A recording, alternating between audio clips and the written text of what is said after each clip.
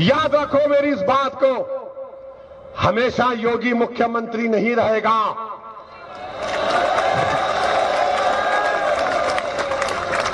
हमेशा मोदी प्रधानमंत्री नहीं रहेगा। और हम मुसलमान वक्त के एतबार से खामोश जरूर हैं, मगर याद रखो हम तुम्हारे जुल्म को भूलने वाले नहीं हैं। हम तुम्हारे जुल्म को याद रखेंगे। अल्लाह अपनी ताकत के जरिए तुमको निस्तो नाबूद करेगा इंशाअल्लाह ताला। क्या समय आ गया है भारत में हिंदुओं को, सरकार को, पुलिस को मुसलमानों से, अल्पसंख्यकों से डर के रहना चाहिए? यह सवाल ऐसे ही नहीं उठता। वर्तमान की कुछ घटनाओं को आप देखेंगे तो यह देखने को मिलेगा कि किसी भी मुद्दे को लेकर जो प्रोटेस्ट इस्लाम में पीसफुल शुरू होता है वो कभी पीसफुल एंड नहीं होता। वो हमेशा एक वायलेंट रूप ले लेता है और ये प्रोटेस्ट मेनली होता है उन अथॉरिटीज के खिलाफ, पुलिस पर्सनल के खिलाफ। बहुत कम इंस्टांस ऐसे हैं जहां हमने दंगे देखे हैं, जहां हिंदू मुस्लिम दोनों एक दूसरे के आमने सामने हुए हैं।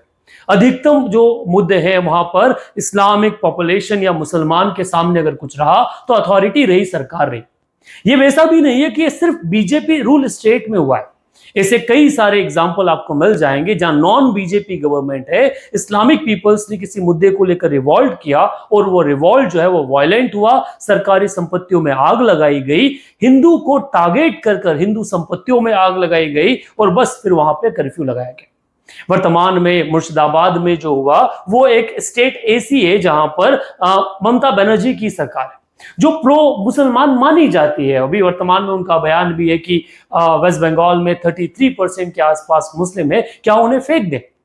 वास्तविकता में उन्हें फेंकने की बात तो बिल्कुल नहीं है, पर सवाल है कि क्या मुर्शिदाबाद में जब कुछ सही चल रहा था, आप प्रोटेस्ट कर रहे हैं, सरकार की मशीनरीज आपके साथ है, फिर एकदम से क्या हुआ, एक अफवाह आई और उस अफवाह के कारण पूरा मुर्शिदाबाद जल के रह गया।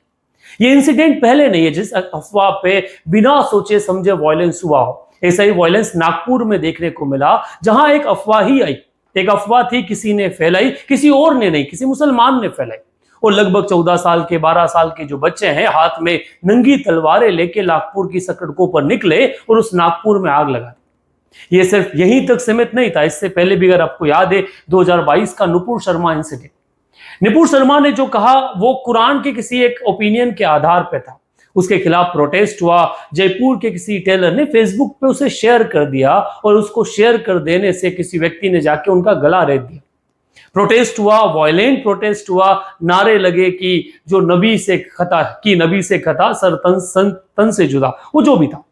फिर सवाल यहीं से निकल के आता है और ये एक दो नहीं, ऐसे और भी एग्जांपल्स आपको मिल जाएंगे। जैसे वर्तमान में दिल्ली राइट्स 2020 का, जहां शुरुआत एक पीसफुल प्रोटेस्ट वायलेंट में टर्न हो गया, फिर ये प्रॉफिट के रिमार्क पर नुपुर शर्मा वाले केस में हुआ, नागपुर वायलेंस में ये हुआ और मुर्शिदाबाद वायलेंस में भी ये। सवाल आपसे भी है कि आपका ओपिनियन क्या कहता है कि क्या भारत में ये जो so called secular political parties हैं, ये पॉलिटिकल पार्टीज पर्टिकुलर एक कम्युनिटी को ये इजाजत दे रही है कि वो अपनी मांगों को लेके वायलेंट हो जाए? क्योंकि बयानबाजी जो आपने शुरुआत में भी देखी, ऐसी बयानबाजी एक आध जगह नहीं, ऐसे कई आपको मौके मिल जाएंगे जहां पर शायद ये उकसाया जा रहा है कि वो कम्युनिटी अपने राइट्स को लेकर वायलेंट उतर आए या फिर वायलेंस पे मार काट पर उतर आए। आपका क्या ओपिनियन है कमेंट बॉक्स में जरूर